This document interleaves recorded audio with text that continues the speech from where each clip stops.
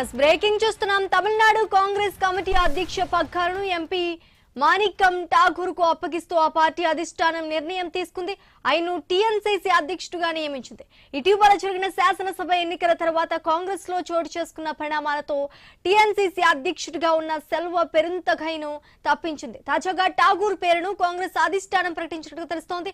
ఆయనకు ముఖ్యమంత్రి జోసెఫ్ విజయ్ శుభాకాంక్షలు తెలిపారు. ఇక ఇదే అంశానికి సంబంధించి పూర్తి డీటెయిల్స్ మా ప్రతినిధి గణేష్ అందిస్తారు.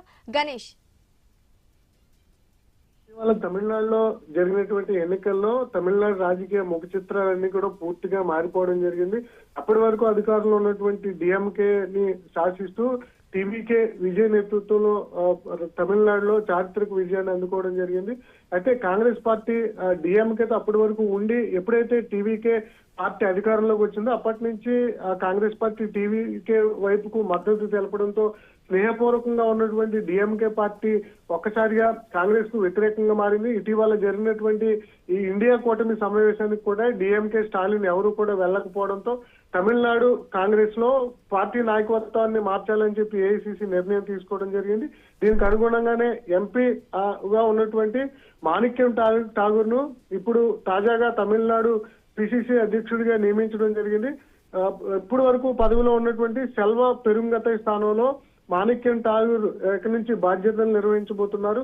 తమిళనాడులో కాంగ్రెస్ పార్టీకి చాలా కీలకమైనటువంటి భవిష్యత్తు ఉంది. ఎందుకంటే 2029లో కాంగ్రెస్ పార్టీ అధికారంలోకి రావాలంటే ఖచ్చితంగా టీవీకే అది ఏదైతే బలమైనటువంటి జన ఆదరణ పార్టీ ఉందో ఆ పార్టీతో కలిసి వెళ్లాల్సినటువంటి పరిస్థితులు ఉన్నాయి.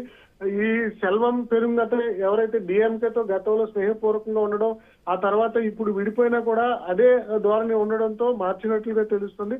మాణిక్యం ఠాకూర్ విషయానికి వస్తే అతనికి దక్షిణ భారతదేశం మీద పూర్తిగా ఆ రాజకీయాల మీద పట్టున్నటువంటి సందర్భం కనిపిస్తుంది. ఆయన ప్రస్తుతం ఆంధ్రప్రదేశ్ రాజకీయ పార్టీలు కాంగ్రెస్ పార్టీకి కూడా వ్యవహారాలను చూస్తూ ఉన్నారు. గతంలో ఆయన తెలంగాణ కాంగ్రెస్ ఇన్ఛార్జ్ గా కూడా ఉన్నటువంటి సమయంలోనే రేవంత్ రెడ్డిని పిసిసి అధ్యక్షుడిగా నియమించినటువంటి సందర్భంలో కీలక పాత్ర పోషించారు. ఆ తర్వాత తెలంగాణలో కాంగ్రెస్ పార్టీ అధికారంలోకి రావడం జరిగింది. ఇప్పుడు అదే అంశాన్ని కాంగ్రెస్ పార్టీ తీసుకుని మాణిక్యం ఠాకూర్ ను తమిళనాడు పిసిసి అధ్యక్షుడిగా నియమించినటువంటి సందర్భంలో క్షేత్రస్థాయిలో తమిళనాడులో కాంగ్రెస్ పార్టీ బలోపేతం చేసేందుకు, రాబోయే ఎన్నికలకు క్యాడర్ ను సిద్ధం చేసేందుకు ఆయన అనుభవం ఉపయోగపడుతుందని చెప్పి కాంగ్రెస్ పార్టీ నిర్ణయం తీసుకోవడం జరిగింది.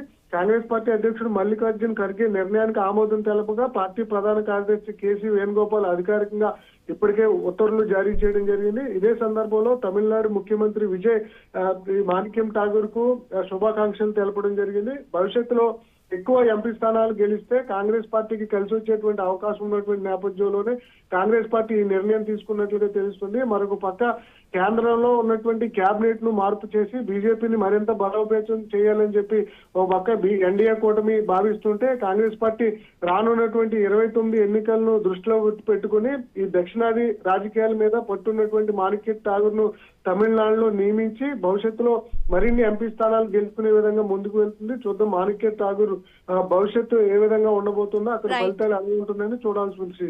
Right, thanks for the update Ganesh.